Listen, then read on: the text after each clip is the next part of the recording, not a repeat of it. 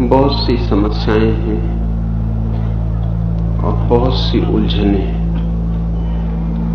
लेकिन ऐसी एक भी उलझन नहीं जो मनुष्य हल करना चाहे और हल न कर सके। लेकिन यदि मनुष्य सोच ले कि हल हो ही नहीं सकता, तब फिर सरल से सरल उलझन भी सदा के लिए उलझन रह जाती। इस देश का दुर्भाग्य है कि हमने बहुत सी उलझनों को ऐसा मान रखा है कि वे सुलझ ही नहीं सकती हैं। और एक बार कोई कौम इस तरह की धारणा बना ले तो उसकी समस्याएं फिर कभी हल नहीं होती। जैसे बड़ी से बड़ी हमारी समस्या गरीबी की, दरिद्रता की, दीनता की है। लेकिन इस देश ने दीनता, दरिद्रता को दूर करने की बजाय ऐसी व्याख्याएं स्वीकार कर ली हैं जिनसे दरिद्रता कभी भी दूर नहीं हो सकेगी। बजाय दरिद्रता को समझने के कि हम उसे कैसे दूर कर सकें, हमने दरिद्रता को इस भांति समझा है कि हम कैसे उसे स्वीकार कर सकें। दूर करना दूर, स्वीकार करने की प्रवृत्ति ने उसे स्थायी बीमारी बना दिया है।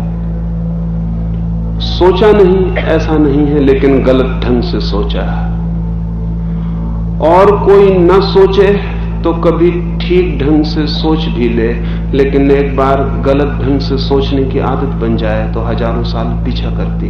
गरीब हम बहुत पुराने समय से हैं। सच तो यह है कि हम अमीर कभी भी नहीं थे, हो भी नहीं सकते थे। देश के सोने की चिड़िया होने की बातें हैं, वे बातें कुछ लोगों के लिए हमेशा सच रही हैं, पूरे देश के लिए कभी नहीं। कुछ लोगों के लिए यह देश हमेशा सोने की चिड़िया था, अब भी उनके लिए है, लेकिन पूरे देश के लिए सोने की चिड़िया की बात बिल्कुल बेमानी है। देश हमेशा से गहरी गरीबी में रहा है। सच तो यह है कि हम इतने गरीब थे कि गरीबी के खिलाफ विद्रोह भी हम नहीं कर सके। गरीबी के खिलाफ भी विद्रोह तब शुरू होता है जब अमीरी थोड़ी सी फूटनी शुरू हो जाती। गरीब गरीबी के खिलाफ विद्रोह भी नहीं कर सकता है। बहुत गरीब कैसे विद्रोह करेगा? अस्पताल जाने के लिए भी बिल्कुल बीमार होना काफी नहीं, थोड़ा सा स्वास्थ्य चाहिए ताकि अस्पताल तक जाया जा सके। जब अमीरी की थोड़ी सी किरणें फूटनी शुरू होती हैं, तब गरीबी के खिलाफ विद्रोह शुरू होता है। जब गरीबी इतनी ज्यादा होती है कि हमारे प्राण और हमारी आत्मा सब उसमें डूब जाती हैं, तो गरीबी के खिलाफ बगावत भी पैदा नहीं होती। ये देश बहुत पुराने समय से, सदा से, सनातन से गरीब है। ये गरीबी हमने सोचा इस पर, हमारे विचारकों ने न सोचा हो ऐसा नहीं, लेकिन हमारे विचारकों ने इस गरीबी को इस भांति सोचा ताकि ये स्वीकृत हो जाए, अंगीकार हो जाए। हमने गरीबी के लिए व्याख्याएं की और हमारी सबसे खतरनाक व्याख्या ये थी कि हमने गरीबी को व्यक्ति के कर्मों से जोड़ दिया। ये इतनी खतरनाक, इतनी सुसाइडल, इतनी आत्मघाती व्याख्या थी कि इसके कारण हम 5000 साल गरीब रहे। और अगर ये व्याख्या अब भी जारी रहती है, और ऐसा लगता है कि अब भी जारी है, साधु और संत और महात्मा गांव-गांव लोगों को यही समझाते फिर रहे, आदमी गरीब है अपने पिछले जन्मों के फल के कारण। गरीबी को पिछले जन्मों से जोड़ देने का मतलब यह है कि गरीबी नहीं बदली जा सकती, उसके बदलने का कोई उपाय नहीं, उसे भोगना ही पड़ेगा। वो अपने कर्मों का फल है। अगर मैंने आग में हाथ डाला है तो अब जल गया हूं, तो भोगना ही पड़ेगा। पिछले जन्मों के कर्मों को अब बदलने का कोई उपाय नहीं। पिछले जन्मों के कर्म वे हैं जो हो चुके, और उनका फल गरीबी मुझे आज भोगना पड़ रहा है। हमने एक व्याख्या की जिसने गरीबी पर सील मोहर लगा दी कि इसे अब कभी नहीं तोड़ा जा सकता, गरीबी भोगनी ही पड़ेगी। और अगर गरीबी मिटानी हो तो इस जन्म में अच्छे कर्म करो ताकि अगले जन्म में गरीबी न रहे, अमीर हो जाएं। और अच्छे कर्मों में निश्चित ही बगावत नहीं आती, अच्छे कर्मों में विद्रोह नहीं आता। अच्छे कर्मों में क्रांति नहीं आती, अच्छे कर्मों में आती है शांति। क्रांति तो बुरे कर्मों का ही हिस्सा है। इसलिए शांति से जियो, संतोष से जियो, सांत्वना रखो, अगले जन्म की प्रतीक्षा करो। गरीबी सुनिश्चित हो गई, उसको बदलने का कोई उपाय ना रहा। एक बार जब हमने ये तय कर लिया कि व्यक्ति अपने कर्मों का फल भोग रहा है गरीबी के रूप में, तो फिर गरीब पर दया करना भी बेमानी हो गया। गरीब के साथ सहानुभूति भी व्यर्थ हो गई। अगर मैं अपने कर्मों का फल भोग रहा हूं तो दया और सहानुभूति की क्या जरूरत है। इसलिए यह देश गरीबी के प्रति बिल्कुल इनसेंसिटिव हो गया, संवेदनहीन हो गया। अगर एक आदमी सड़क पर भीख मांग रहा है तो उस पर दया करने का कोई भी तो अर्थ नहीं है। वो अपने कर्मों का फल भोग रहा है, अपने कर्मों का फल भोगना ही चाहिए। और अगर मैं उसे 2 पैसे दान कर रहा हूं तो उस भिखमंगे पर दया करके नहीं, वे 2 पैसे मैं दान कर रहा हूं अगले जन्म में फिर अमीर होने के लिए शुभ कर्म कर रहा हूं। उस भिखमंगे से उन 2 पैसे के दान का कोई संबंध नहीं। उस गरीब पर दया करने का कोई सवाल नहीं। सिर्फ एक सवाल है कि उस पर दया करके मैं स्वर्ग की सीढ़ियों पर पैर रख सकता हूं। गरीब की गरीबी मेरे लिए सीढ़ियों का काम बन सकती है, स्वर्ग तक पहुंचा सकती है। दान को बुनियादी धर्म कहा है, इसलिए नहीं कि उससे गरीब को कुछ हित होगा, गरीब अपना फल भोग रहा है। दान से अमीर को हित होगा कि वो स्वर्ग के द्वार खोल लेगा। दान चाबी। करपात्री जी ने एक किताब लिखी है और उसमें लिखा है कि समाजवाद कभी नहीं आना चाहिए, क्योंकि जिस दिन समाजवाद आ जाएगा उस दिन कोई गरीब ना होगा। जिस दिन कोई गरीब ना होगा, दान कौन देगा और कौन लेगा। और बिना दान के स्वर्ग का दरवाजा बंद है, स्वर्ग का दरवाजा बंद हो जाए। गरीब रहना चाहिए ताकि हम उस पर सीढ़ियां बना सके। दीन दरिद्र रहना चाहिए ताकि उसके कंधे हमारे पैर रख के हम ऊपर जा सके। इतनी संवेदनहीनता गरीबी के प्रति हम में पैदा हुई हमारी व्याख्या के कारण। एक बार व्याख्या हम ऐसी कर लें तो फिर संवेदनहीन हो जाते। पुराने जमानों में यज्ञों में हम गाय को, बैल को और कुछ लोग कहते हैं आदमी को भी काटते थे, लेकिन मजे से काटते थे। काटने वाले को जरा पीड़ा ना होती थी, क्योंकि मान्यता यह थी कि काटा गया बकरा, काटी गई गाय स्वर्ग पहुंच जाती है। और जब स्वर्ग भेज रहे हैं तो काटने में तकलीफ क्या। तो यज्ञ में हिंसा के प्रति हम संवेदनहीन हो गए थे। कोई संवेदना का सवाल ना था, हम स्वर्ग भेज रहे। वो तो कुछ लोग इस मुल्क में हुए चारवाक, और उन्होंने कहा कि फिर अपने पिता को क्यों नहीं काट देते हो, स्वर्ग चला जाएगा। तब हमको ख्याल आया कि हम बकरे और गाय के साथ क्या कर रहे हैं। लेकिन उस दिन तो गाय और बकरे को काटने वाला आदमी बड़ा कीमती था। एक शब्द आपने सुना होगा, आज कोई भी लिखता है अपने नाम के पीछे शर्मा, लेकिन आपको पता ना होगा कि शर्मा का मतलब क्या है। शर्मा का मतलब है जो यज्ञ में गाय बैल काटता था। शर्मन का मतलब काटने वाला। ये बड़ा गंदा शब्द है, इसका मतलब ही है काटने वाला। शर्मन काट दे। तो वो जो काटता था गाय बैल को बड़ा कीमती आदमी था, क्योंकि वो गाय बैल को स्वर्ग पहुंचाता था, तो वो बड़ा पूज्य था।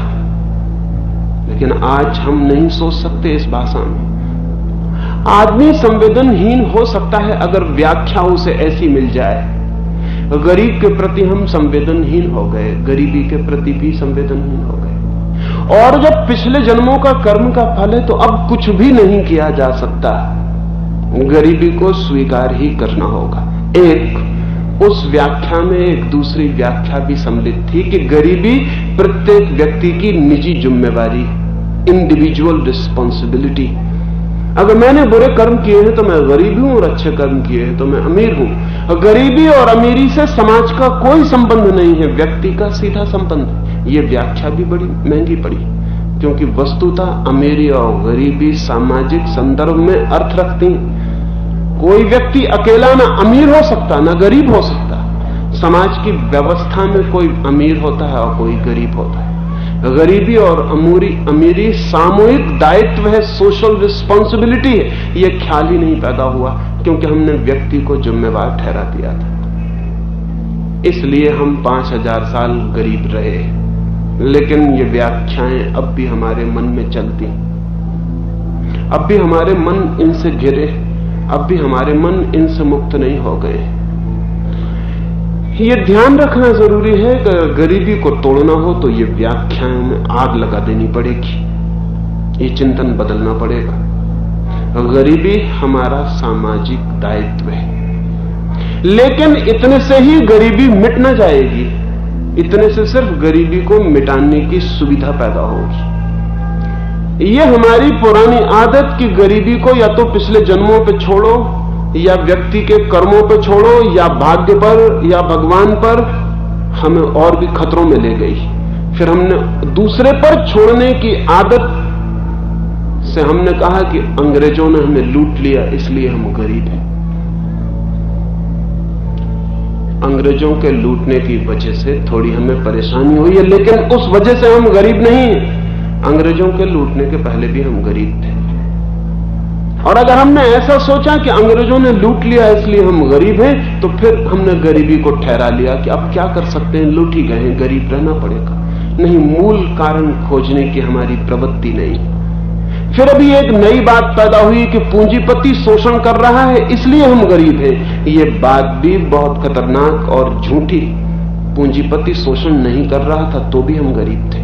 और अगर आज पूंजीपति के पास जितना पैसा है वो बांट दिया जाए तो देश अमीर नहीं हो जाएगा, ये भी ख्याल में रख लेना जरूरी है। मुझे एक घटना याद आती है। एक अमेरिकन अरबपति रॉथस्चाइल्ड से एक साम्यवादी विचारक मिलने गया और उसने रॉथस्चाइल्ड को कहा कि तुम्हारी वजह से मुल्क गरीब है, हजारों लोग गरीब है। तो रॉथस्चाइल्ड ने कागज उठाया, कलम उठाई, कुछ हिसाब लगाया और $1.5 उस साम्यवादी विचारक को दे दिया और कहा ये ले जाओ। उसने कहा क्या मतलब आपका, इससे क्या मतलब? रॉथस्चाइल्ड ने कहा जिनको और मांगना हो वो आ जाएं। मेरे पास जितनी संपत्ति है अगर मैं उसमें सारी दुनिया की आबादी का भाग दूं तो आधा $1 एक एक आदमी के जुम्मे पड़ता है, ये मैं बांटे देता हूं और जिसको भी मांगना हो वो ले जाए। लेकिन क्या तुम सोचते हो दुनिया अमीर हो जाएगी? अगर आज हिंदुस्तान में 10 पूंजीपतियों की संपत्ति को बांट दिया जाए तो क्या आप सोचते हैं ये देश समृद्ध हो जाएगा? इंदिरा जी और उनके साथी इसी भ्रम में पड़े कि अमीरों को बांट देने से कोई देश की गरीबी मिट जाए। हां, गरीब का क्रोध पूरा हो जाएगा, लेकिन क्रोध के पूरे होने से गरीबी नहीं मिट सकती। गरीब की शत्रुता पूरी हो जाएगी, गरीब की ईर्ष्या पूरी हो जाएगी, लेकिन गरीब की ईर्ष्या पूरे हो जाने से कोई गरीबी नहीं मिट जा सकती। गरीबी के कारण गहरे हैं और अगर हम न समझ पाए तो हम एक बहुत बड़े खतरे की हालत में खड़े। हमने पुरानी व्याख्या के कारण बहुत परेशानी उठाई, हमारी नई व्याख्या भी खतरनाक सिद्ध हो सकती है। अगर हमने ये समझ लिया कि कुछ पूंजीपतियों के कारण देश गरीब है और हमने उनको बांटने की कोशिश की तो हम सिर्फ गरीबी को बांट लेंगे और हम कुछ भी न कर पाएंगे। अमीरी बांटने के लिए देश के पास है ही नहीं, धन भी तो चाहिए ना बांटने के लिए। समाजवाद क्या बांट सकता है? धन हो तो बांट सकता है। समाजवाद गरीबी को बांटेगा तो क्या परिणाम हो सकता है?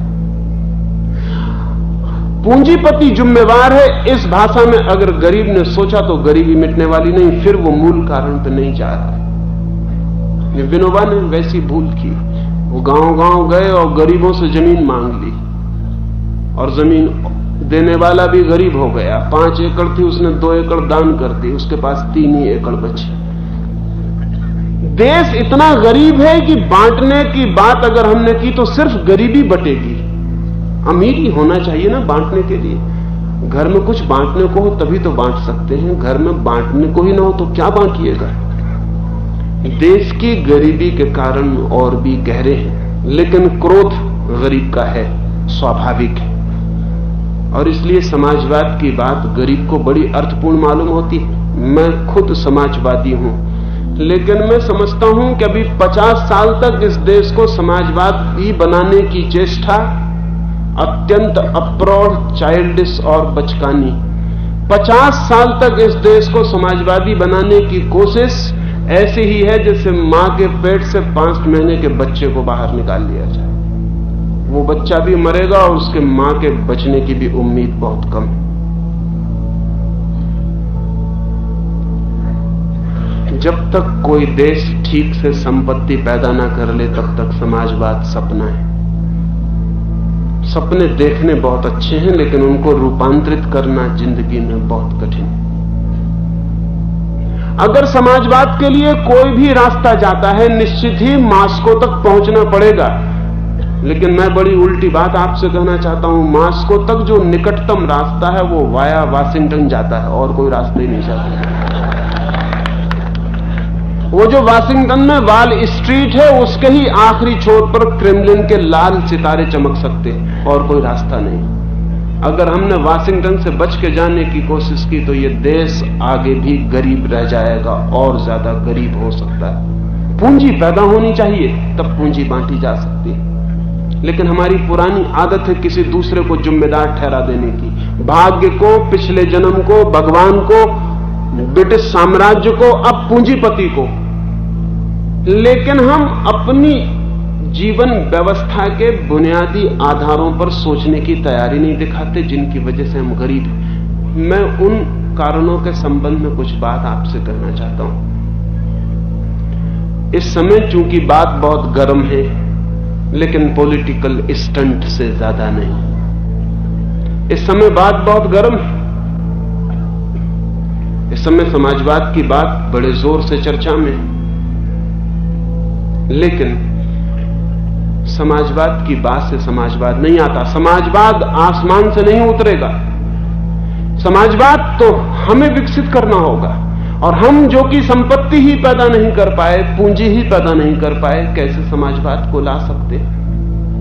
पूंजीवाद समाजवाद का पहला चरण है। यह देश अभी ठीक अर्थों में पूंजीवादी भी नहीं। ध्यान रहे, समाजवाद पूंजीवाद से उल्टी व्यवस्था नहीं है। समाजवाद पूंजीवाद का चरम विकास है। पूंजीवाद जब पूरी तरह विकसित होता है तो समाजवाद में रूपांतरित हो जाता है। जब पूंजी इतनी अतिरेक हो जाती है कि उसे व्यक्ति के पास रखने का कोई अर्थ नहीं होता, तभी वो समाज में ओवरफ्लो करती, तभी वो समाज में बंट सकती। लेकिन जब तक पूंजी बहुत कम है तब तक समाजवाद सुसाइडल, आत्मघाती है, अपने हाथ से मर जाने का उपाय है। लेकिन यह कठिन है आज समझना। आज बहुत कठिन है, मुश्किल है, क्योंकि हमें ऐसा लगता है कि पूंजीपति को बांट दो तो सब ठीक हो जाएगा। लेकिन पूंजीपति को बांटने से क्या ठीक हो जाएगा? पूंजीपति को बांटने से कुछ भी ठीक नहीं हो सकता। सिर्फ पूंजी को पैदा करने की जो व्यवस्था थी वो भी टूट जाएगी। पूंजी को पैदा करने का जो इंसेंटिव था, जो प्रेरणा थी, वो भी टूट जाएगी। और हमारे जैसे आलसी, प्रमाद से भरे हुए भाग्यवादी देश में अगर पूंजी को पैदा करने की प्रेरणा भी टूट जाए तो शायद हम अपने इतिहास का सबसे दुर्दिन का दिन देखना शुरू कर देंगे।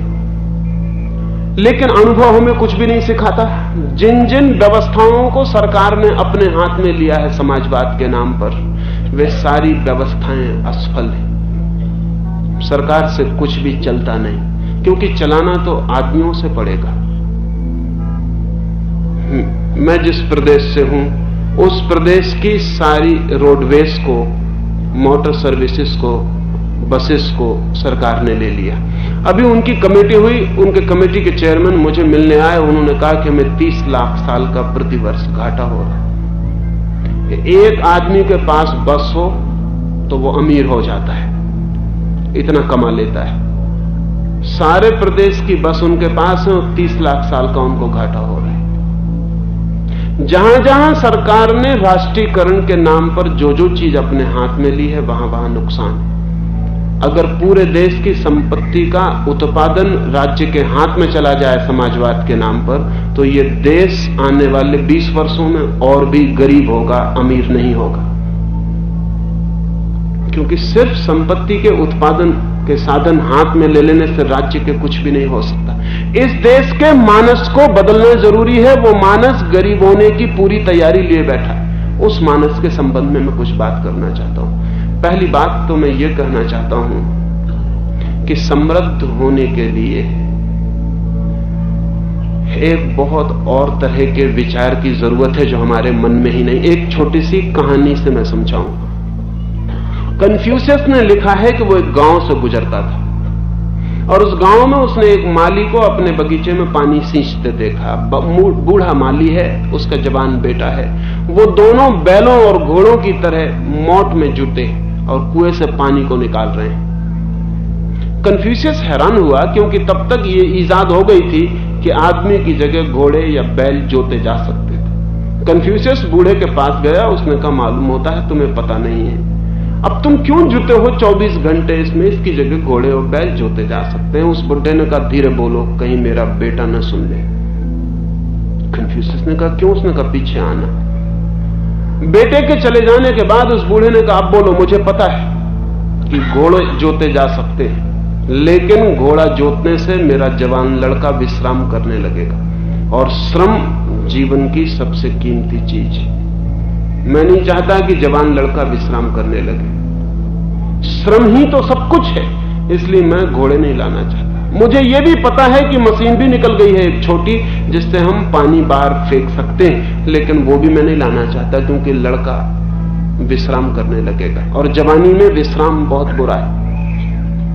कन्फ्यूशियस को भी ये बात जची है और उसने अपनी किताब में कहा है कि मुझे वो बूढ़ा बहुत ठीक मालूम पड़ा। हिंदुस्तान का मन हजारों साल से इस बात को ठीक समझ रहा है। वो ये समझ रहा है कि श्रम करना कोई बहुत ऊंची बात है। इधर पंडित नेहरू ने एक नारा दिया था आराम हराम, लेकिन कोई पूछे कि आदमी आराम के लिए जीता है या किसी और चीज के लिए जीता है। श्रम भी आदमी इसलिए करता है कि आराम को उपलब्ध हो सके, मेहनत भी इसलिए करता है कि विश्राम कर सके।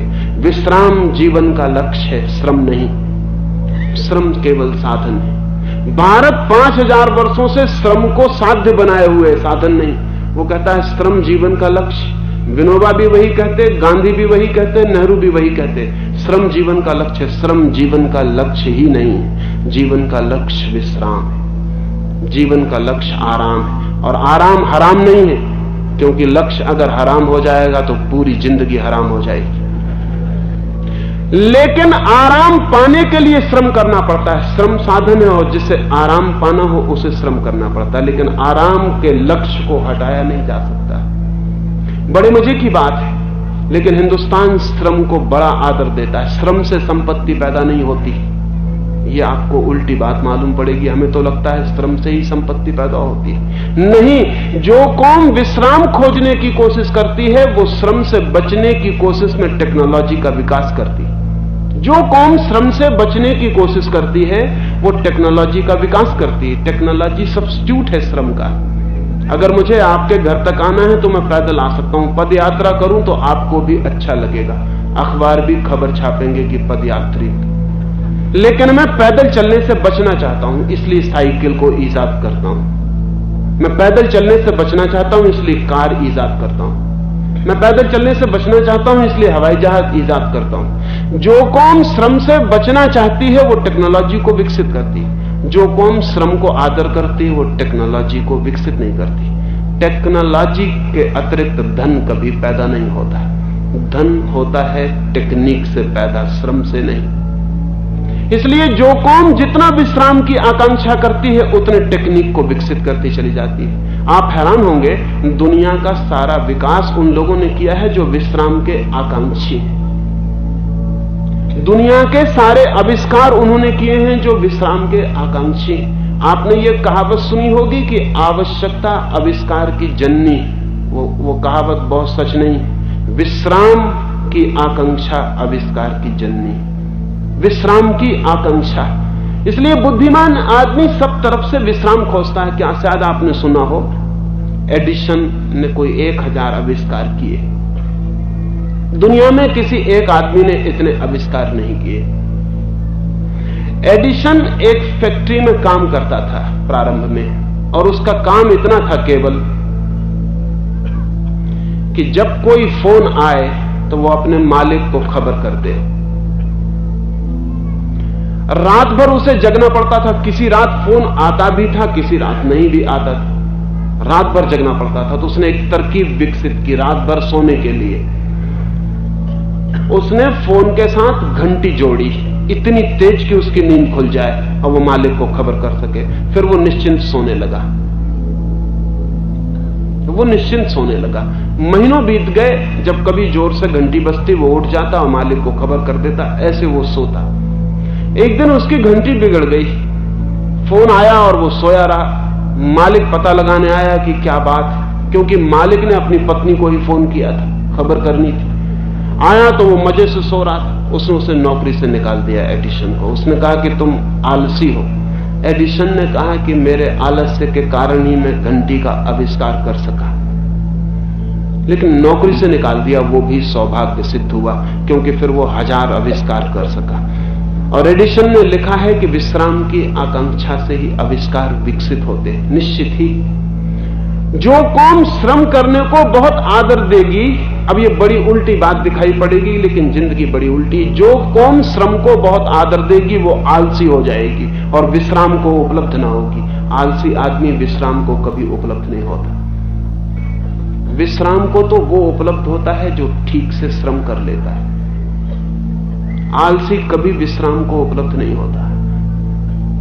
जो कौम श्रम पे जोर देगी, श्रम मनुष्य की स्वाभाविक आकांक्षा नहीं है, आकांक्षा तो विश्राम की है। श्रम हम करते ही इसलिए है कि सांझ विश्राम कर सके, और इसलिए निरंतर खोज होती चली जाती। अब ऑटोमेटिक यंत्र पश्चिम खोज लिया है और वो सारे आदमियों को सब श्रम से मुक्त कर देगा। क्या आप सोचते हैं कि आदमी श्रम से मुक्त हो जाएगा? नहीं, आदमी श्रम से मुक्त हो जाएगा, लेकिन 24 घंटे विश्राम में बैठे रहना अर्थपूर्ण नहीं। आदमी कुछ ना कुछ करेगा। श्रम क्रीड़ा और खेल और लीला हो जाएगी। दुनिया की सारी संस्कृति उन लोगों ने विकसित की है जो लीजर में और विश्राम में थे। ताजमहल के सपने उनने देखे हैं जो विश्राम में थे, और पिरामिड भी उन्होंने ही सोचे हैं जो विश्राम में थे। और संगीत और साहित्य और कला और मूर्तियां और चित्र और दर्शन सब विश्राम से पैदा हुआ है। सारी संस्कृति विश्राम से जन्मी है, लीजर क्लास से पैदा हुई। अगर हम सारे जगत को किसी दिन विश्राम में ला सके तो संस्कृति का इतना एक्सप्लोजन होगा कि पिकासो को ढूंढने कोई पेरिस जाने की जरूरत ना होगी, वो एक एक गांव में भी मिल सकता है। और तानसेन को पैदा करने के लिए अकबर का दरबार जरूरी न होगा, घर घर में एक एक बेटा तानसेन हो सकता है। लेकिन इतना लीजर, इतना विश्राम की जरूरत है जिसमें यह संस्कृति विकसित हो सके। लेकिन हमारा देश श्रम को आदर दे रहा है। श्रम को आदर देने के कारण टेक्नोलॉजी विकसित नहीं हो पाई। टेक्नोलॉजी विकसित न होने के कारण समृद्धि और संपत्ति पैदा नहीं हुई। संपत्ति लक्ष्मी की पूजा से पैदा नहीं होती,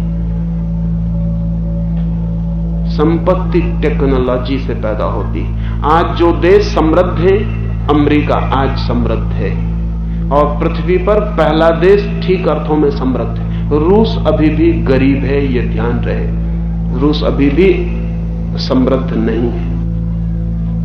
रूस की समृद्धि जो थोड़ी बहुत है वो भी बहुत महंगी और बामुश्किल पाई गई। और रूस में कोई 40 वर्षों में 1 करोड़ लोगों की हत्या करके किसी तरह काम करवाया गया है। पूरा रूस एक कंसंट्रेशन कैंप बन गया, तब कहीं काम लिया जा सका है। आदमी को जबरदस्ती पीछे बंदूक के कुंदे पर काम लिया जा सका है, फिर भी रूस समृद्ध नहीं हो सका। आज भी रूस की बुनियादी हालत गरीबी की है। आज भी अमेरिकी अर्थों में रूस समृद्ध नहीं है। अमेरिका अकेला मुल्क है जो समृद्ध हो सका। कैसे हो सका है? अमेरिका समृद्ध हो सका है तकनीक के अत्याधुनिक विकास से। तकनीक ने श्रम को बदल दिया, लेकिन हम यहां उल्टी प्रक्रिया में लगे। हम कहते हैं थोड़ा बहुत टेक्निक आ गया हो तो उसको भी श्रम से बदल दो। अगर टेक्सटाइल मिल चल रही हो तो उसको हटाओ और चरखे चलाओ। हम सिर के बल शीर्षासन करने के ऐसे आदी हो गए हैं कि हम सीधे पैर के बल खड़े नहीं होना चाहते। हम कहते हैं चरखा चलाना बहुत ऊंची बात है, तो नेता रोज सुबह घर के सामने बैठ के चरखा चला लेता, धूप में कि जनता देख ले। राजघाट पे गांधी जी के मरने के दिन बैठ के चरखा चला लेता है कि कैमरामैन फोटो उतार ले। चरखा चलाने में इतना क्या आदर है? चरखा अगर चलेगा तो मुल्क गरीब होगा, चरखे से मुल्क अमीर नहीं हो सकते। चरखा तो बहुत दिन से चल रहा है, 5-6 हजार साल से हम चरखा चला रहे हैं। कौन सी अमीरी आई? अमीरी टेक्निक से आती, क्योंकि टेक्निक 1000 आदमी का काम अकेला कर देता है, 1,00,000 आदमी का काम अकेला कर देता है। टेक्निक हमारा बढ़ा हुआ हाथ है, टेक्निक हमारा 1000 गुना हो गया श्रम, और हम विश्राम में हो जाते हैं। और विश्राम से बैठा आदमी नए आविष्कार कर पाता है, और एक चक्र शुरू हो जाता है जिसमें समृद्धि आती है। इस देश में वो चक्र आज तक शुरू नहीं हो पाया, और आज तक इस देश के समझदार लोग उल्टी बातें समझा रहे हैं। गांधी जी 3rd क्लास में चलते हैं। कोई ने पूछा कि आप 3rd में क्यों चलते हैं? उन्होंने कहा चूंकि 4th क्लास नहीं है। 4th क्लास की बड़ी जरूरत है, लेकिन 4th में चलेंगे और कोई पूछेगा 4th में क्यों चलते हैं, तो वो कहेंगे 5th क्लास नहीं है। इसका अंत नरक में होगा, इसके पहले नहीं हो सकता। जब तक नरक में न पहुंच जाए तब तक तृप्ति न होगी। लेकिन जो देश इस भाषा में सोचेगा पीछे लौटने की और नीचे गिरने की और नीचे गिरने की, वो आगे कैसे बढ़ेगा? मैंने सुना है कि गांधी जी जेल में थे और वल्लभ भाई उनके साथ थे। गांधी जी 10 छुहारे फुला के सुबह नाश्ता करते थे। वल्लभ भाई ने सोचा कि बूढ़ा रोज रोज दुबला होता चला जाता है, 10 छुहारे से क्या होगा? उन्होंने 12 छुहारे फुला दिए। कौन गिनती करेगा? लेकिन गांधी जी गिनती में होशियार थे। रात जब सब काम बंद हो जाता तो कौड़ी कौड़ी का हिसाब वो आश्रम में 2 बजे रात तक करते रहते। सब हिसाब करके फिर वो सोते। सुबह उठते से उन्होंने देखा कि मालूम होता है छुहारे ज्यादा हैं, गिनती की 12 निकले। उन्होंने वल्लभ भाई पटेल को कहा कि कैसे 12 डालिए, तो भारी अपराध हो गया। वल्लभ भाई ने कहा कि मैंने सोचा कि थोड़ा ज्यादा आपके शरीर में चला जाए तो ठीक, शरीर की बड़ी जरूरत है आपकी, लेकिन हम इस मुल्क में मानते नहीं कि शरीर की कोई जरूरत। हम तो कहते हैं सिर्फ आत्मा ही से रहना काफी है। हमारा अगर बस चले हम सब भूत प्रेत हो जाएं, वैसे हो ही गए। शरीर की कोई जरूरत ही नहीं है। छुहारे की शरीर को जरूरत है, गांधी जी शुद्ध आत्मा, शरीर की जरूरत क्या है? वल्लभ भाई ने कहा फिर 10 और 12 में फर्क ही क्या है? गांधी जी ने यह बात पकड़ ली। गांधी जी ने कहा 10 और 12 में फर्क नहीं तो कल से मैं 8 ही खा लूंगा, क्योंकि फिर 10 और 8 में कोई फर्क नहीं। मैं मानता हूं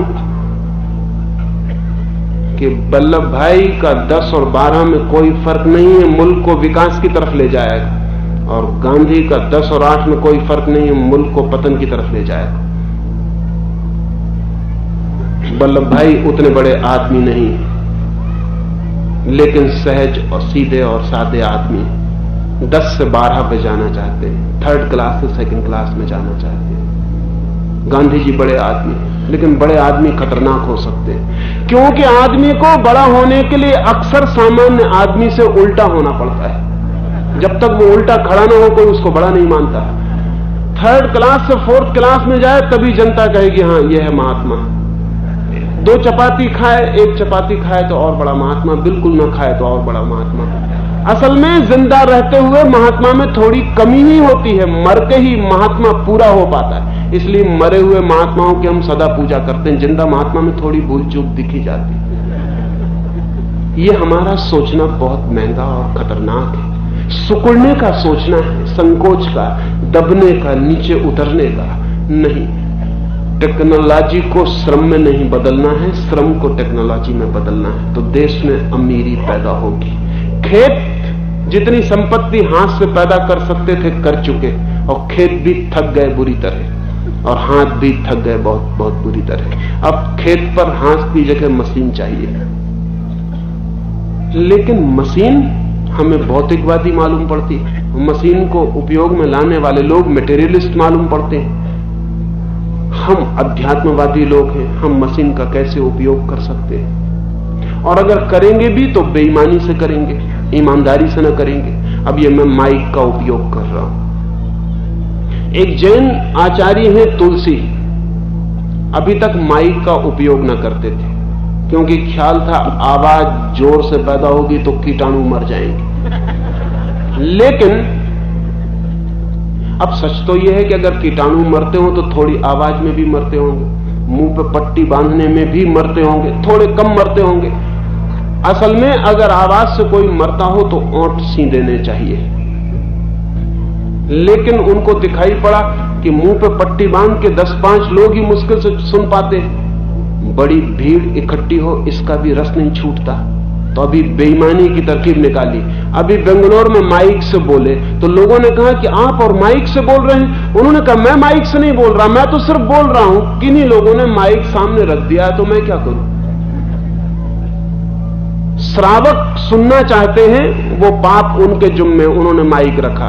मैं तो अपनी जगह बैठ के बोल रहा हूं, ना तो मैं ये कहता कि माइक रखो, ना मैं ये कहता कि माइक मत रखो। अब ये बेईमान तरकीबें हैं मशीन का उपयोग करने की, ये ज्यादा डिसऑनेस्ट मीन्स है। अगर मशीन का उपयोग करना है तो सीधा करो, उसमें पाखंड और बेईमानी की क्या जरूरत है? नहीं, लेकिन ये तरकीब निकालनी पड़ेगी, क्योंकि मशीन के उपयोग के साथ हमें ख्याल है कि भौतिकवाद, ये मटेरियलिज्म है। ये देश भौतिकवाद का विरोधी रहा है, समृद्ध नहीं हो सकता है। अगर किसी देश को समृद्ध होना है, उसे ठीक अर्थों में भौतिकवादी होना जरूरी है। लेकिन इसका यह मतलब नहीं है कि भौतिकवादी होने से कोई गैर अध्यात्मवादी हो जाता है। यह भी एक भ्रांत तर्क है। अगर एक मंदिर हमें बनाना हो तो मंदिर का सोने का शिखर अकेला नहीं रखा जा सकता, नीचे नींव में पत्थर भी भरने पड़ते हैं। लेकिन अगर कोई ये समझ ले कि हम नींव में पत्थर ना भरेंगे, हम तो सिर्फ स्वर्ण कलश चढ़ाएंगे, तो मंदिर कभी ना बनेगा। स्वर्ण कलश में और नींव के गंदे और कुरूप पत्थर में कोई भेद नहीं है। वो नींव का पत्थर ही स्वर्ण के कलश को संभालता है। अध्यात्म के कलश अगर देश के मंदिर पे चढ़ाने हो तो नींव में भौतिकवाद के पत्थर बिछाने पड़ेंगे, इसके सिवा कोई रास्ता नहीं है। देश का मंदिर अगर बनाना है ठीक, तो नींव भौतिकवाद की होगी और कलश अध्यात्म का। अध्यात्म और भौतिकवाद का विरोध बिल्कुल झूठा है, वैसा विरोध कहीं भी नहीं है। आत्मा और शरीर का विरोध झूठा है, परमात्मा और प्रकृति का विरोध झूठा है। लेकिन इस देश को इसी डुअलिज्म में समझाया जा रहा है। ये बड़े मजे की बात है। हमें यही समझाया जा रहा है कि शरीर को मारो अगर आत्मा को पाना है, दीनहीन बनो, दुखी बनो, दरिद्र बनो, भूखे रहो अगर आत्मा को पाना है। मैं नहीं सोचता कि स्वस्थ शरीर हुए बिना कोई आत्मा को उपलब्ध हो सकता है। मैं नहीं सोचता कि जीवन की सामान्य जरूरतें पूरे हुए बिना कोई आत्मा की तरफ यात्रा कर सकता है। यह असंभव है। यह ऐसा ही है जैसे नींव के पत्थर के बिना कोई स्वर्ण कलश चढ़ाने की कोशिश कर रहा हो। नहीं, भूत और अध्यात्म विरोधी नहीं है। अगर कोई कहे कि वीणा को हटाओ, हम तो सिर्फ संगीत को प्रेम करते, सिर्फ संगीत चाहिए, वीणा तो भौतिक है। वीणा तो भौतिक है ही, वीणा को हटाओ, सिर्फ संगीत चाहिए। तो ध्यान रहे, वीणा तो बिना संगीत के हो सकती है, लेकिन संगीत बिना वीणा के नहीं हो सकता है। शरीर तो बिना आत्मा के हो सकता है कि आत्मा का हमें कोई पता ही ना हो, हम सिर्फ शरीर में जीते रहें, लेकिन अकेली आत्मा बिना शरीर के नहीं हो सकती। ये ध्यान रहे, निकृष्ट के बिना श्रेष्ठ नहीं हो सकता, लेकिन श्रेष्ठ के बिना निकृष्ट हो सकता है। ये बड़ी अद्भुत बात है, लेकिन जिंदगी ऐसी है। यहां नींव हो सकती है बिना कलश के, लेकिन कलश बिना नींव के नहीं हो सकता। यहां जड़ें हो सकती हैं बिना वृक्ष के, लेकिन वृक्ष बिना जड़ों के नहीं हो सकता। जड़ें कुरूप है माना, लेकिन जड़ों में रस है जो वृक्षों के फूलों तक पहुंचता है। ये देश जड़ों को इंकार कर रहा और कहता हम सिर्फ फूलों को प्रेम करेंगे। ये प्रेम असंभव है। ये प्रेम बहुत महंगा पड़ गया।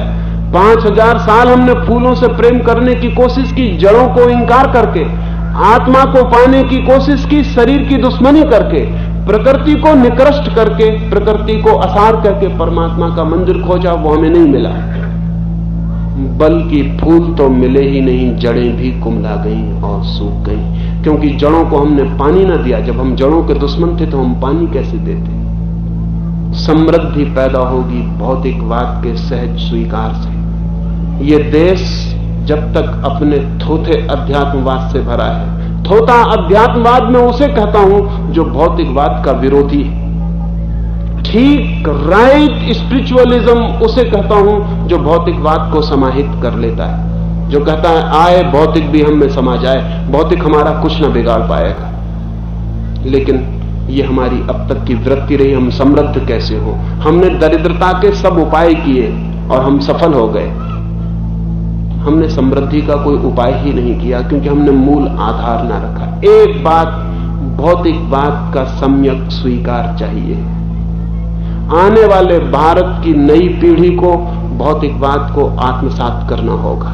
ये कह के कि पश्चिम भौतिकवादी है, इंकार करने से नहीं चलेगा, क्योंकि जो पश्चिम भौतिकवादी है उसी के सामने हाथ फैलाने पड़ते हैं, भीख मांगनी पड़ती है। और ये बहुत अशोभन है कि अध्यात्मवादी भौतिकवादियों के सामने भीख मांगे, लेकिन हम 20 साल से भीख मांग रहे हैं और आगे भी अभी कोई उपाय नहीं दिखता कि भीख मांगना हमें बंद करने की स्थिति आई।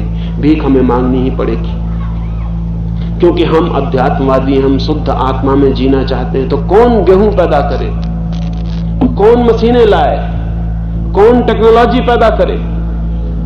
नहीं, वो हमसे नहीं होगा, वो पश्चिम करे और हम भीख मांगे। ये हमारी पुरानी तरकीब है। पाप कोई और करे, पुण्य हम करें। एक आदमी सन्यासी हो जाता है, वो कहता है हम दुकान नहीं करेंगे, दुकान में पाप। हम खेती नहीं करेंगे, खेती में पाप। हम पैसा नहीं कमाएंगे, हम पैसा छुएंगे नहीं, छूने में पाप। अभी 2 सन्यासी मुझे मिलने आए, उनसे मैंने कहा कि आप कल सुबह आ जाएं। उन्होंने कहा बड़ी मुश्किल होगी क्योंकि हम पैसा नहीं छूते। कोई आदमी हमारे साथ रहता है जो पैसा खीसे में रखता है, वो पैसा देता है, तो हम उस आदमी को पूछ लें अगर वो कल सुबह आ सकता हो तो हम आ सकते। मैंने कहा बड़ा मुश्किल है। मैंने कहा आप पैसा क्यों नहीं छूते? उन्होंने कहा पैसा छूना पाप। और मैंने कहा वो आदमी आपके लिए पैसा छू रहा है तो वो किसके लिए पाप कर रहा है? नरक वो जाएगा, आप स्वर्ग चले जाएंगे।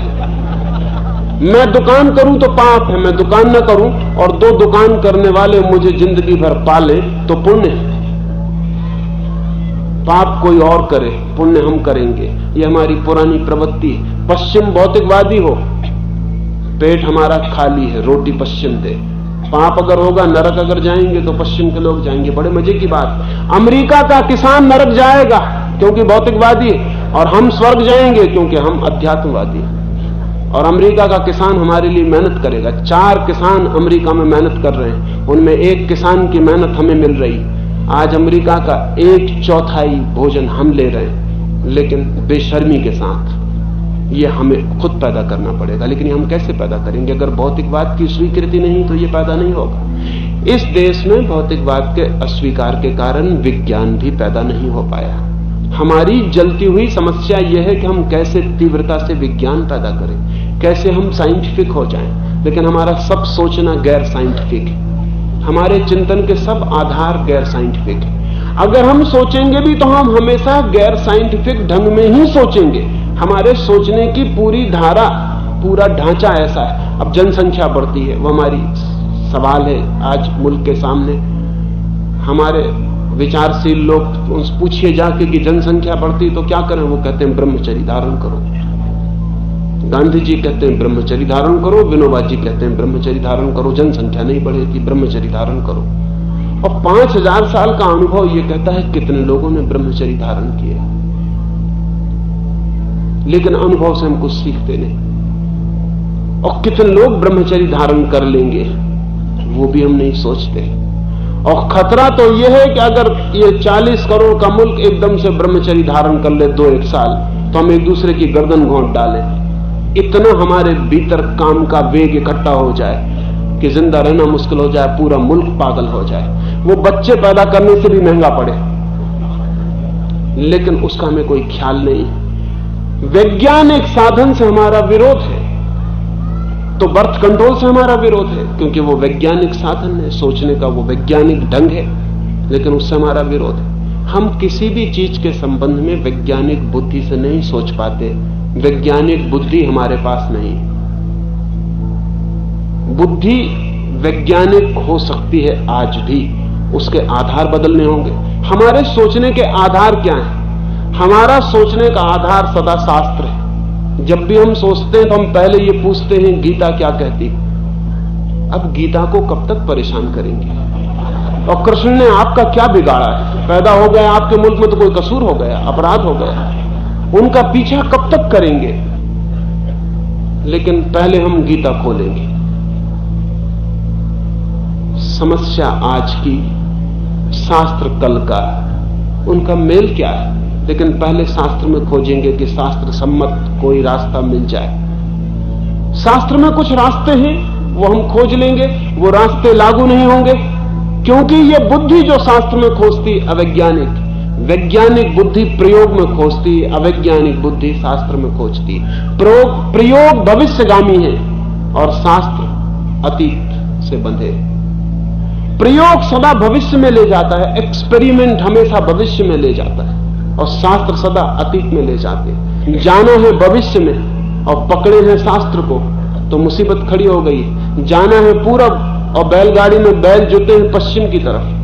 बैलगाड़ी के बैल चलते हैं तो और पश्चिम में चले जाते हैं, और जाना है पूरब। बहुत कठिनाई हो गई, बहुत मुश्किल हो गई। शास्त्र की तरफ देखना बंद करना पड़ेगा। वैज्ञानिक बुद्धि शास्त्र की तरफ नहीं देखती, बल्कि ध्यान रहे, जब से कुछ लोगों ने शास्त्र की तरफ देखना बंद किया तभी से विज्ञान पैदा हुआ, नहीं तो विज्ञान कभी पैदा ना होता। गैलीलियो को सवाल उठा कि जमीन चपटी है या गोल, बाइबल खोल के देख सकता था, उसमें लिखा है जमीन चपटी, बात खत्म हो जाती थी।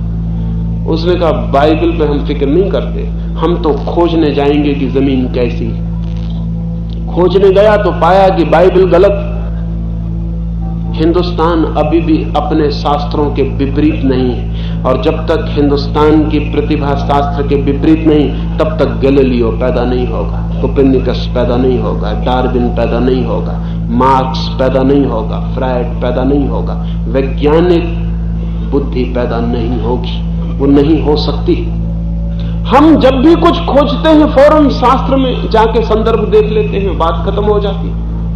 प्रयोग में नहीं उतरते, जिंदगी देखने नहीं जाते, और कई दफे ऐसा हो जाता है। इतना कठिन है अवैज्ञानिक मन। मैंने सुना है अरस्तु तो बड़ा विचारक था, क्योंकि दांत आदमियों से कम होते, तो उसने अपनी किताब में भी लिख दिया कि स्त्रियों के दांत आदमी से कम होते। अब 2 औरतों वाले आदमी को कितनी देर लगती थी, एक मिसेस को कहता जरा मुंह खोलो, दांत गिन लेता, लेकिन वो उसने नहीं गिने। पुरानी किताब में लिखा है कि स्त्रियों के दांत कम होते, और सब किताबें पुरुषों ने लिखी तो स्त्रियों में बराबर दांत होते हैं, ये भी कैसे मान सकते? स्त्रियों में कमी तो होनी चाहिए सब तरह की, वो तो पहले पक्का सिद्धांत है। अब ये बड़े मजे की बात है कि किसने किताब लिखी, और अरस्तु ने भी अपनी किताब में लिख दिया कि स्त्रियों के दांत पुरुषों से कम होते हैं, गिना नहीं। अरस्तु के मरने के 1000 साल तक सारा यूरोप ये मानता रहा कि स्त्रियों के दांत पुरुषों से कम होते हैं। अब मजा है कि पुरुषों को छोड़ दो, पक्षपात है उनका, स्त्रियां क्या करती नहीं, अपने दांत नहीं गिन सकती। लेकिन अवैज्ञानिक बुद्धि शास्त्र में जाती, उन्होंने भी किताब खोल के पढ़ा होगा स्त्रियों के दांत कम, तो बात खत्म हो गई। आश्चर्यजनक है लेकिन सत्य है।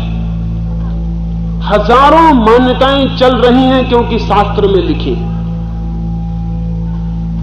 देश को एक वैज्ञानिक बुद्धि चाहिए तो हम अपने जिंदगी के सवालों को हल कर सके। हमारी अवैज्ञानिक प्रवृत्ति ने बहुत कुछ समस्याएं खड़ी कर दी, वो चारों तरफ खड़ी, वो हमें घेरे हुए, उनको काटना मुश्किल होगा, क्योंकि विज्ञान पैदा ना हो तो टेक्नोलॉजी पैदा नहीं होगी। हाँ, हम ट्रांसप्लांट कर सकते हैं, पश्चिम से हम उधार टेक्नोलॉजी ला सकते हैं, लेकिन उधार बुद्धि कहां से लाइएगा? और बैलगाड़ी में बैठने वाले आदमी के पास एक तरह की बुद्धि होती है बैलगाड़ी की। हवाई जहाज मिल सकता है उधार, बैलगाड़ी में बैठने वाले आदमी को हवाई जहाज में बिठाला जा सकता है, पायलट बनाया जा सकता है, लेकिन बैलगाड़ी वाले की बुद्धि एकदम हवाई जहाज के पायलट की बुद्धि नहीं हो जाती। और बैलगाड़ी वाली बुद्धि के हाथ में हवाई जहाज खतरनाक सिद्ध होगा, नुकसान में ले जाएगा, फायदे में नहीं ले जा सकता, मुश्किल में डाल देगा। नहीं, पहले इस देश की बुद्धि बदलनी चाहिए। क्या आपको पता है कि 300 साल में पश्चिम में जो विज्ञान का विकास हुआ उसका जन्म का कारण संदेह की प्रवृत्ति है, संदेह, डाउट। 300 साल में पश्चिम के युवकों ने संदेह किया, पूर्वजों पर, पुरखों पर, पिताओं पर, पिछली सदियों पर, पिछले शास्त्रों पर, जीसस पर, मोहम्मद पर, सब पे संदेह किया, मूसा पर, जरथुस्त्र पर। उस संदेह का परिणाम हुआ विज्ञान। आज भी हम संदेह करने में समर्थ नहीं हो पा रहे हैं, और अगर हम संदेह नहीं कर पाते तो विज्ञान का जन्म नहीं हो सकता, वैज्ञानिक बुद्धि पैदा नहीं हो सकती। अवैज्ञानिक बुद्धि का आधार है विश्वास, बिलीफ, और वैज्ञानिक बुद्धि का आधार है संदेह, डाउट। क्या आज भी हम संदेह करने की स्थिति में हैं? नहीं, आज भी शिक्षक सिखा रहा है विश्वास करो, पिता सिखा रहा है विश्वास करो, बड़ा भाई छोटे भाई को सिखा रहा है विश्वास करो। सब तरफ विश्वास सिखाया जा रहा है। विश्वास अब आगे हमें कठिनाई में डाल दे सकता है। संदेह सिखाने की जरूरत। और ये बड़े मजे की बात है कि जब कोई आदमी ठीक से संदेह करने लगता है तो वो उन विश्वासों पर पहुंच जाता है जो असंदिग्ध है। जब कोई आदमी ठीक से संदेह करता है तो उन विश्वासों पर पहुंच जाता है जो असंदिग्ध है। और जब कोई आदमी पहले से विश्वास कर लेता है तो कभी असंदिग्ध विश्वासों पर नहीं पहुंच पाता है। संदेह की यात्रा सत्य तक ले जाती है, विश्वास की यात्रा कभी भी नहीं। लेकिन हम विश्वास से भरे हुए लोग हैं, हम सब तरफ से विश्वास से जी रहे हैं। ये तोड़ना पड़ेगा, ये मिटाना पड़ेगा। तो आज कोई कारण नहीं है कि जो पश्चिम में संभव हुई है समृद्धि वो यहां संभव क्यों ना हो जाए। बेहतर जमीन है, बेहतर आकाश है, बेहतर मौसम है, ज्यादा उपलब्ध सूरज है, पहाड़ है, संपत्ति है, जमीन है, सब है। लेकिन वो बुद्धि नहीं है जो उसमें से कीमिया को निकाल दे और संपत्ति को पैदा कर दे। सिर्फ बुद्धि की कमी बाधा डाल रही है और कोई बाधा नहीं। और बुद्धि हो तो संपत्ति पैदा होगी, लेकिन हमको उसकी भी फिक्र नहीं है। हम कहते हैं जो संपत्ति है उसे बांट लें तो सब मामला हल हो जाएगा। तो हमारा सारा बुद्धिमान वर्ग एक नारे में लगा है कि बस संपत्ति को बांटो। मैं नहीं मानता कि वो बहुत बुद्धिमान वर्ग है जो इस नारे में लगा है। संपत्ति नहीं है, बांटिएगा क्या? पहले संपत्ति पैदा करो, पहले संपत्ति को बरसाओ, पहले संपत्ति से देश को भर दो, फिर बांटना तो बहुत आसान काम। लेकिन अगर आज हमने जबरदस्ती संपत्ति बांट भी ली, बांट लेंगे ऐसा लगता है कि बांट लेंगे, क्योंकि रिक्शा वाला बहुत प्रसन्न हो गया है, इंदिरा जी के आसपास घेरा लगा के नारे लगा रहा है, वो कह रहा है जिंदाबाद। हम लगता है कि हम संपत्ति बांट लेंगे, संपत्ति नहीं है उसको बांट लेंगे, वो बढ़ जाएगी और ये देश और गरीब हो जाएगा। संपत्ति नहीं बांटनी है, विश्वास की हत्या करनी है और संदेह को जन्म देना है।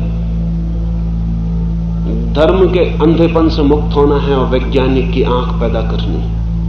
और गरीबी का पुराना मोह छोड़ना है और संपत्ति को पैदा करने का स्वस्थ आग्रह पैदा करना है। दीनहीन होने की पुरानी व्याख्याएं जला डालनी है और समृद्ध होने के नए आधार रखने हैं।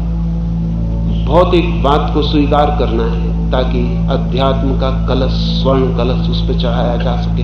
ये काम है जो देश के बुद्धिमान को करने हैं। लेकिन देश का बुद्धिमान नारेबाजी में, और नारेबाजी के साथ भीड़ भी खड़ी हो जाती। भीड़ बहुत कम समझदार है, भीड़ को खड़ा कर लेना बहुत कठिन नहीं है। अगर भीड़ बहुत समझदार होती तो उसने अपने मसले कभी हल कर लिए होते, लेकिन भीड़ बहुत समझदार नहीं है। और इस देश में भीड़ को अगर इकट्ठा करना हो तो नासमझी की बातें करनी बहुत जरूरी। नासमझी हो तो भीड़ इकट्ठी हो जाती। इस देश में नेता होना हो तो थोड़ी मीडिया कर बुद्धि का होना जरूरी है। बहुत प्रतिभावान आदमी इस देश में नेता नहीं हो सकता, क्योंकि बहुत प्रतिभावान आदमी भीड़ की बातों पर राजी नहीं होगा। अक्सर प्रतिभावान आदमी भीड़ की बातों का विरोध करेगा, क्योंकि भीड़ अपनी भूलों से परेशान है। उसकी भूलों को स्वीकार करना खतरनाक। लेकिन नेता होने का सूत्र है कि जो भीड़ कहती है वही तुम भी कहो। नेता होने का कीमिया, केमिस्ट्री है कि हमेशा भीड़ के पीछे चलो। नेता दिखता आगे, होता हमेशा पीछे। नेता अपने अनुयायी का भी अनुयायी होता है, अनुयायी का भी अनुयायी जो हो सकता है वही नेता हो सकता है। वो अनुयायी के पीछे चलता, वो देखता है अनुयायी क्या मानता है वही कहो, अनुयायी क्या चाहता है वही कहो। नारे पैदा हो गए। देश 20 साल से नारों के आसपास जी रहा है। स्लोगन बाजी है, उसमें कुछ बहुत सोच विचार नहीं है, उसमें कोई बहुत गहरी खोज नहीं है। देश के महारोग के भीतर उतरने की कोई निष्ठावान चेष्टा नहीं, सिर्फ नारेबाजी। जनता को क्या नारा ठीक लगता है वो नारा लगाओ। और जनता ही अगर समझदार होती तो 5000 साल की दीनता और दरिद्रता हमने न झेली होती। अब फिर जनता प्रमुख हो गई। अब फिर जनता जिसको साथ देगी वो इस मुल्क को आगे चलाएगा। जनता के मानस में नए विचार डालने पड़ेंगे, जनता का मानस बदलना पड़ेगा, तो शायद गलत नेता उसे गलत मार्गदर्शन न दे सके। अभी इस देश को 50 साल एक परिपक्व पूंजीवाद की जरूरत है, एक मैच्योर कैपिटलिज्म की जरूरत है। मैं समाजवादी हूं, जब ऐसी बात कहता हूं तो कठिन मालूम पड़ती। समाजवादी मित्र मेरे पास आते हैं, वो कहते हैं आप क्या कहते हैं? मैं ये कहता हूं कि पूंजीवाद आ जाए तो समाजवाद आ सके, पूंजीवाद ही ना आए तो समाजवाद नहीं आ सकता। और मैं ये कहना चाहता हूं कि रूस का प्रयोग बहुत गहरे अर्थों में असफल हुआ है और परेशानी हुई। चीन का प्रयोग असफल हो रहा है और भीतर बहुत गहरी परेशानी। चीन ने पहली दफा तिब्बत पर हमला किया तो मेरे एक मित्र मानसरोवर की यात्रा पर गए थे। वो लौटते थे तो एक तिब्बती गांव में उनको पकड़ लिया गया। जिन चीन के सैनिकों ने पकड़ा वो मुझसे कहने लगे हम बहुत हैरान हुए। वो चीन के सैनिक इनका एक एक सामान देखने लगे। स्टोव था इनके पास, वो स्टोव नहीं समझ सके कि स्टोव क्या है। तो उन्होंने कहा कि इसे जला के बताओ, चला के बताओ कि ये है क्या, ये चीज क्या है। वो समझे कि कोई खतरनाक यंत्र है। स्टोव, साधारण चाय बनाने का स्टोव। चीन का सैनिक नहीं समझ सका कि ये क्या है। गांव के किसान हैं, जबरदस्ती भर्ती कर लिए गए हैं, जबरदस्ती बंदूक पकड़ा दी गई है। स्टोव को चीन का सैनिक नहीं समझ पाया। वो मेरे मित्र कहने लगे हम बहुत हैरान हुए, हमने स्टोव जला के बताया तो जो 8-10 सैनिक थे वो एकदम भाग के दरवाजे के बाहर खड़े हो गए, क्योंकि आग भभकी। उन्होंने समझा कि पता नहीं क्या विस्फोट हो जाएगा, क्या खतरा हो जाएगा। चीन जबरदस्ती समाजवादी होने की कोशिश कर रहा है, इसलिए भारी रक्तपात हो रहा है। 5 महीने के बच्चे को मां से निकालेंगे तो रक्तपात होगा, और रक्तपात के बाद भी समाधान नहीं है। समाधान इसलिए नहीं है कि समृद्धि है ही नहीं, बांटिएगा क्या। तो चीन भीतर से गरीब और परेशान है, मुश्किल में। उस मुश्किल को हल करता है आसपास हमले करके। आसपास हमले करने से आशा बनती चीन के आदमी को कि शायद कहीं से संपत्ति लूट लेंगे, कहीं कुछ उपद्रव हो जाए। लेकिन कहीं से संपत्तियां लूटी नहीं जा सकती, संपत्ति पैदा करनी पड़ती। रूस 40 साल के अनुभव के बाद नए अनुभव ले रहा है। अभी 1960 में पहली दफा रूस में व्यक्तिगत कार रखने की छूट दी गई। हालांकि है नहीं अभी कि व्यक्तिगत कारें सारे लोग रख सके, 150 लोग बड़े नगरों में रख सकते हैं, लेकिन व्यक्तिगत कार रखने की छूट 1960 में दी। और ये अनुभव किया कि अब व्यक्तिगत छूट थोड़ी दो, क्योंकि लोगों का इंसेंटिव मर गया, लोगों की प्रेरणा मर गई, कोई काम नहीं करना चाहता। रूस के सामने बड़े से बड़ा सवाल है, रूस का युवक काम नहीं करना चाहता, क्योंकि काम करने का कोई प्रयोजन नहीं है। अमेरिका मैं मानता हूं 50 वर्षों में ज्यादा बेहतर समाजवादी मुल्क सिद्ध होगा। वो रोज समाजवाद की तरफ बढ़ेगा, बढ़ना पड़ेगा। संपत्ति जब अतिरिक्त हो जाएगी तो व्यक्तिगत कब्जे का कोई मतलब नहीं है। व्यक्तिगत कब्जे का एक ही अर्थ है कि कम है संपत्ति, न्यून है, तभी तक व्यक्तिगत कब्जे का अर्थ है। गांव में हवा पर हम कब्जा नहीं करते, क्योंकि हवा बहुत है, कब्जा करने का कोई मतलब नहीं है। जमीन पे हमने कब्जा किया, लेकिन कब किया? जब जमीन कम पड़ी और संख्या ज्यादा हुई। आज से 100 साल पहले तक जमीन पर कोई कब्जा न था। जो जितनी जमीन जोत लेता था वो उसकी हो जाती थी। मेरे नाना ने मुझे कहा कि उन्हें जो जमीन मिली थी वो मुफ्त मिली थी, क्योंकि कोई जोतने वाला न था। जो जोत ले उसी को जमीन मिल जाती थी, जमीन का कोई मूल्य न था। संख्या कम थी, जमीन ज्यादा थी, तो जमीन पर कोई कब्जा न था। संख्या ज्यादा हुई, जमीन कम पड़ी, जमीन पर कब्जा आ गया। जो चीज कम हो जाएगी उस पर कब्जा हो जाएगा। संपत्ति जब तक कम है तब तक व्यक्तिगत कब्जे को हटाना मुश्किल है, और अगर हटाया तो संपत्ति का पैदा होना बंद हो जाएगा, क्योंकि पैदा होने की प्रेरणा विलीन हो जाएगी। संपत्ति इतनी हो जानी चाहिए जैसे हवा है पानी, ताकि उस पर व्यक्तिगत कब्जे का अर्थ खो जाए।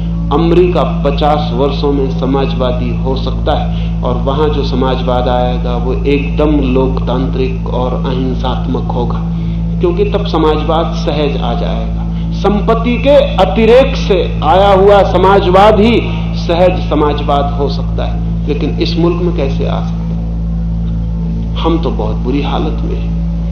यहां संपत्ति नहीं। ये संपत्ति पैदा करने के मूल आधार हमें सोचने पड़ेंगे। मैंने कुछ बातें कही इस आशा में कि आप सोचेंगे, विचार करेंगे। निर्णय जल्दी हमें लेना पड़ेगा देश को कि क्या करना है। निर्णय अगर हमने सोच के लिया, नारेबाजी में नहीं लिया, तो शायद सहज उपयोगी हो सके, और नारेबाजी में निर्णय लिया तो खतरनाक भी हो सकता है।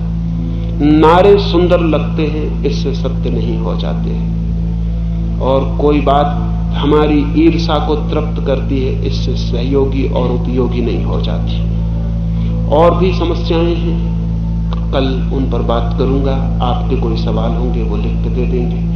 मेरी बातों को इतनी शांति और प्रेम से सुना, उससे अनुग्रहित हूं, और अंत में सबके भीतर बैठे परमात्मा को प्रणाम करता हूं। मेरे प्रणाम स्वीकार करें।